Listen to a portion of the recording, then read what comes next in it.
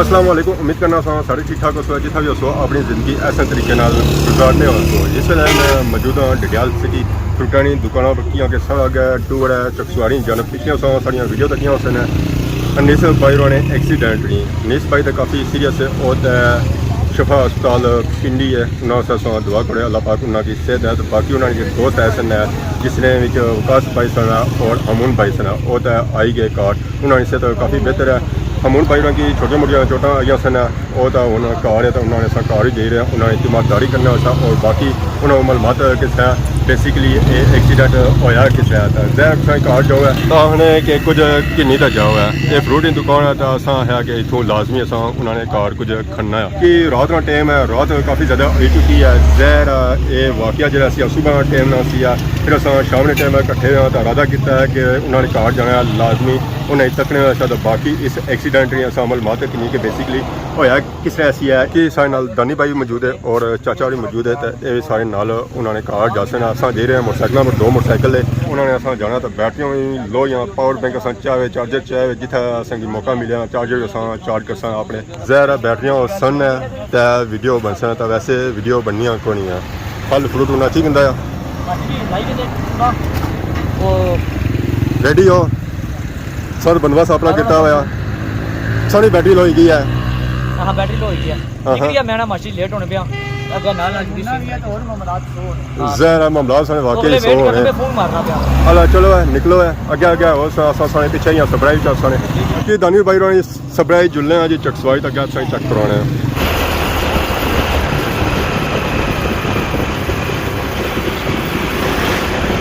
सो इस वे जाई रहे हैं पेट्रोल पंप सो अगे निकलते हैं स्पीड सारी काफ़ी तेज़ गड्डियाँ भी काफ़ी आई रही हैं मीन के रश काफ़ी ज़्यादा है दानी भाई के चाचा अगे निकल ही रहे मैं बड़ी कोशिश है कि उन्हें पकड़ा पर डर भी बड़ा लगी रहा कसरे यूनस मैरिज हाल को अस पहुंची आए पर ना चाचा सही नज़र आया है ना दानी भाई आए या तो पिछे रह गए या अगे निकली गए मोटरसाइकिल जहर अस अपनी स्पीड चली रहे उस तरह अस कंट्रोल कर नहीं सकते जहर ओवर स्पीड की है तो फिर मामला दुए हो जा सकता सो स्पीड 103 दे रहे हैं जितना अस ईजीली कंट्रोल करी गया अस ब्लाक पुल अस दे रहे हैं चकसवाई नहीं जाना इस पुल ने पिछले दिहाड़ी सूरत हाल चेक करने रहे हो कि क्या होनी सी मामला क्या लगे रहे इसलिए वो पावर है चेक पोस्ट उस अस बिल्कुल इसलिए कोहल पहुंची अस क्रॉस करने पे फाइनली असा चाचा और दानी भाई और लभे पर अच्छी गल लभे असा दुल्हड़ है अस हूँ दुल्हड़ वाली रोडा जा रहे हैं रोड काफ़ी ज़्यादा खराब है आराम सुकून जा रहे हैं और अगे तक सुनी रही जा रहे हैं क्योंकि अस अजे कद आए ना घट ही अचने रोड का कोई पता और न्हेरा भी काफ़ी ज़्यादा है फाइनल इस वे अस दुल्हड़ शरीफ पहुंची आए हैं हमून भाई राणे ग्रां उतों अस टूरे सां लोई वेला तो इतना आई गए काफ़ी ज़्यादा न्हेरा हो गया बाकी उन्हें जुसा हमून भाई राणे कार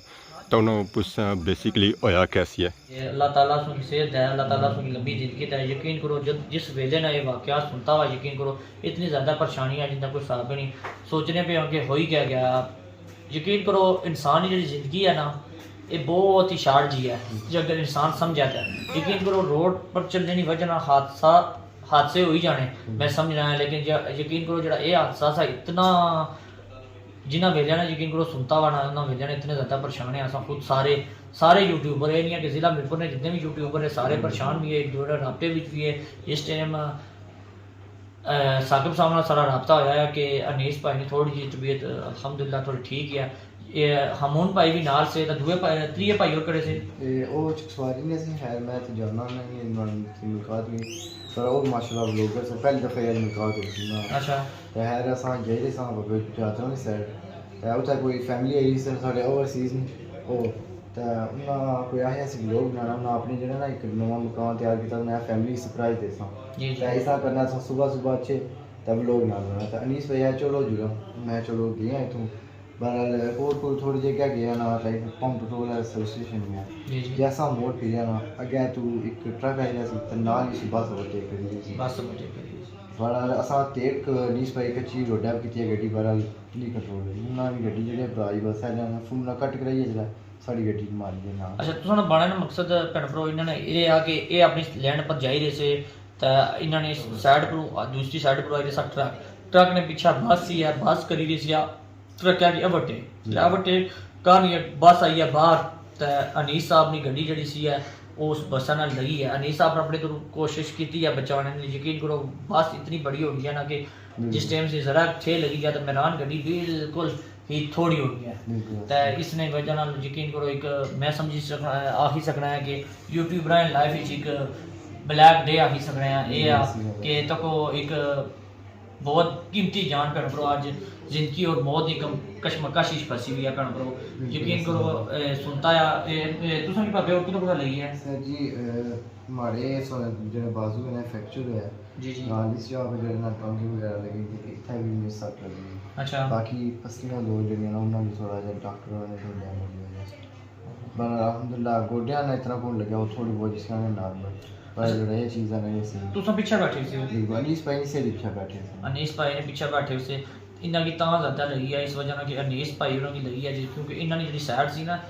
मिसाल तौर पर सज्जी सैड जी है इन्होंने क्योंकि उस सैड पर गड्डी सारी डैमेज हुई है उसकी वजह ना वाकया आया तो दूए भाई और जो नाल से वो माशाल्लाह थोड़ी ठीक सन उन्होंने मारा थोड़ी सी लगी है सर भी थोड़ी लगी है बाकी उन्हें सट्टा सुट्टा लगी है। अच्छा बाकी अनीस भाई ना यकीन मनो उन्होंने मैं उत्था तक क्या ना उस में कौन से मैं आना बना बिल्कुल उन सुन में जना एकदम चक्का लगी जना उन्होंने ला तक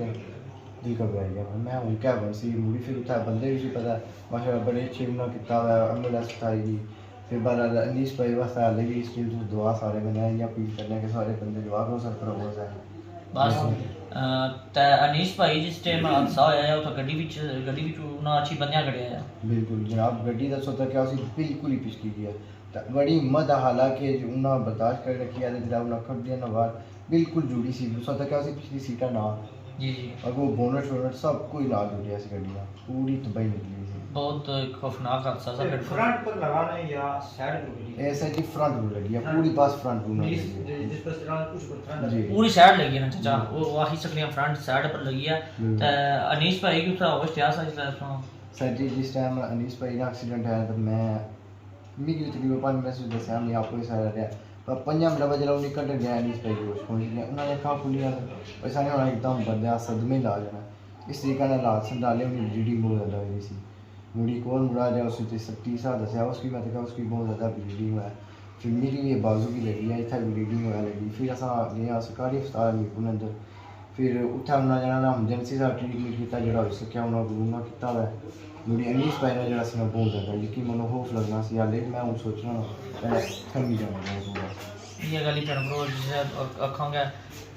बंदे की अंधेरा पे जाना इस वजह नाल के इतना खौफनाक हादसा होया हुआ है। दुआ नंबर जो तुसां दोस्त यार हुआ है उसकी इतनी ज़्यादा लगी है अनीस भाई की पता लगी है जेड़ा सर जी अनीस भाई नहीं मैंने मुझे दसाना जो मैं अपनी अखा एक ऐसा कहना एक गोडा जड़ा ना उन्होंने जी जी एक बूटा इस जड़ा ना इस बड़ी जी उसमें बाहर भेजी है पटकाल लगा इस इतने जाओ दसने फिलहाल जड़ा मैं देखा ना इस जगह बड़ी जी उन्होंने बाहर बाहर मासा जो बहरहाल उन्होंने इस जगह पर ब्लीडिंग हुई थी फेस पर इतना भी नहीं लगा हुआ है यकीन मनो हिम्मत उन्हें बंदी उन्होंने समझो यकीन उफ तक नहीं की ने बड़ा हालांकि वो बंदे से पता जल्दी भी जरा उठाने जाने उन्होंने लत बिल्कुल काम नहीं सी बहुत ज़्यादा ब्लीडिंग हुई थी माशाल्लाह जी बिल्कुल फिर उस तो बाद मीरपुर दिन फिर उन्होंने खड़े ने इस्लामाबाद से पता स्पेशली पहले साढ़े राब्ते से साकिब साहब पहले उन्होंने खड़ा ने पिम्स अस्पताल है उसने तो बाद उन्होंने ट्रांसफ़र किया है अल-शिफा इंटरनेशनल मैं क्या भाई चुके हैं कि अल-शिफा इंटरनेशनल अस्पताल आके पाकिस्तान ने अंदर पाकिस्तान ने डॉक्टर भी है लेकिन पाकिस्तान तो बाहर उस अस्पताल है डॉक्टर अल-शिफा इंटरनेशनल वो अस्पताल जिसने विच पैनों पाकिस्तान तो बाहर दूसरे मुल्क तो भी लोग जिन्हें इलाज कराने वास्ते तो पाकिस्तान सब तो बेस्ट अस्पताल तो सारे असंगी तकने वाले भैन भरा की यह रिक्वेस्ट करता हूँ सारे भैन भरा दुआ करो हमून भाई वास्ते दूसरे भाई वास्ते खास तौर पर अनीस भाई वास्ते खास दुआ करो क्योंकि अनीस भाई की जी तबीयत थी फिलहाल होश आए लेकिन भैन भरा उन्होंने की जी खास तौर पर पसलियां की सट लगी हुई है मैं जिसका सुनता है पसलियां उस टाइम भी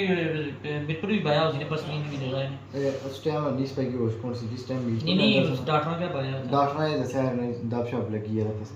पसलियां की उन्होंने लगी हुई है एक बाजू है ला वीडियो सब फोटो सारे को लाशने पे सारा कि जिस तरह उन्होंने महसूस होया कि उन्होंने जी ये बाजू भी है और फ्रैक्चर होया है बाजू तो उन्होंने नीचे आप बहुत ज़्यादा फ्रैक्चर होया जेड़ा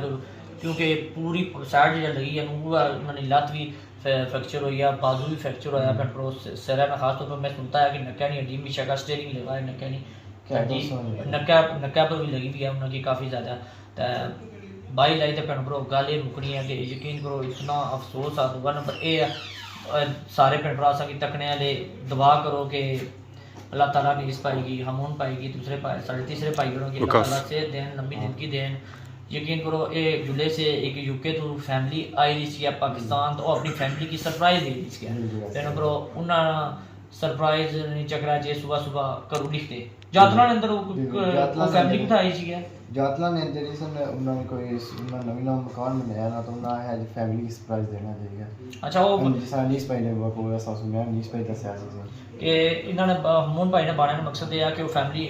उन्हें मकान थे नवा बनाया हुआ, लेकिन यूके तो पाकिस्तान अच्छी रही सी जी उन्होंने पाकिस्तान फैमिली रहनी है उसकी सरप्राइज देने वास्ते उन्हें इन्हें की बुलाया सा कि अच्छा है तब ब्लॉग बनाया। बहरहाल तो कौन बड़ी गल है, फिर शुक्र है अल्हम्दुलिल्लाह सारी जिन्हें में जाना बची हैं। जिस तरीके का एक्सीडेंट होया ना हादसा होया ना, तो ऐसा तक क्या उसी बस भी कितनी गलत हो या यकीन करो भैन करो मैं समझना कोरे गड्डी छट चलने जो नहीं सी, लेकिन जी बस है ना उसकी जिस तरीके से लगा हुआ और तुम सारे भैन भरा तक आया कि बस इतनी ज़्यादा डैमेज होगी जिसना कोई हिसाब नहीं किया जाना। मैं खुद डरी गया कि इतनी